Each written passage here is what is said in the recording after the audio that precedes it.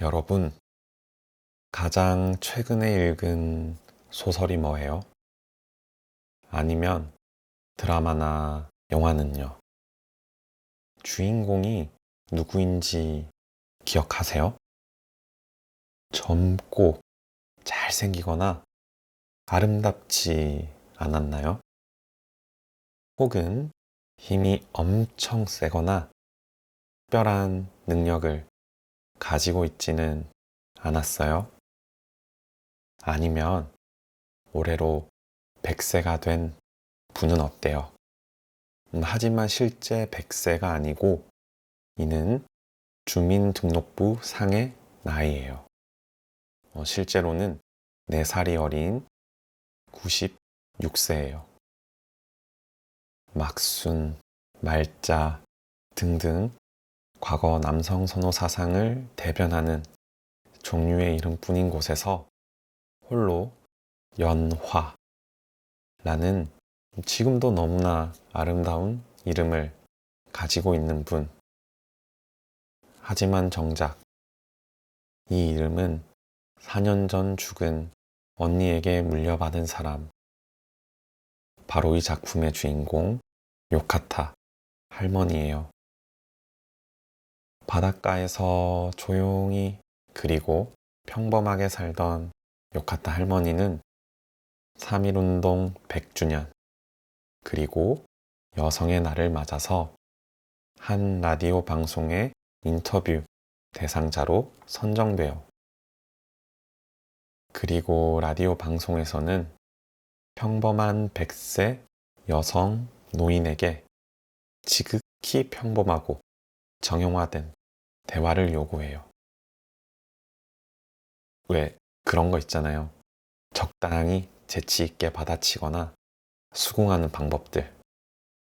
그래서 너무 진지하지 않고 가볍게 듣고 지나칠 수 있을 정도의 말들. 하지만 지금 한국에 살아있는 100세 노인분들은 그런 평범함과는 거리가 있다고 생각해요.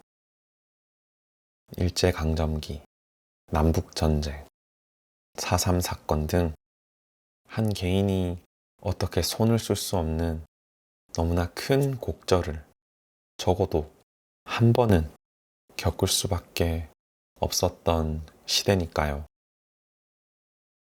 그래서 이런 시대를 배경으로 혹은 사건을 배경으로 한 작품들이 많이 있어요.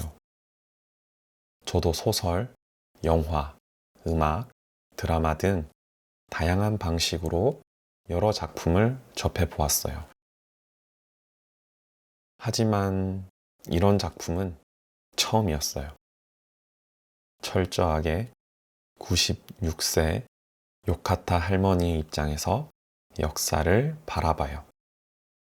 아니, 역사를 바라본다기보다 내 삶을 돌아본다는 표현이 더 정확하다고 생각해요. 즉, 자기 국가의 역사를 공부하는 20대의 뜨거움이 아니라 이를 다시 교육하고 전달하려는 40대의 냉철함이 아니에요. 시간이 흘러 96세가 된 연화라는 언니의 이름으로 살아왔고 살아가고 있는 요카타 할머니의 시선과 말투로 이야기를 전해줘요. 그래서 역사보다는 역사의 큰 소용돌이 속에서의 한 개인에 대해서 집중할 수 있었어요.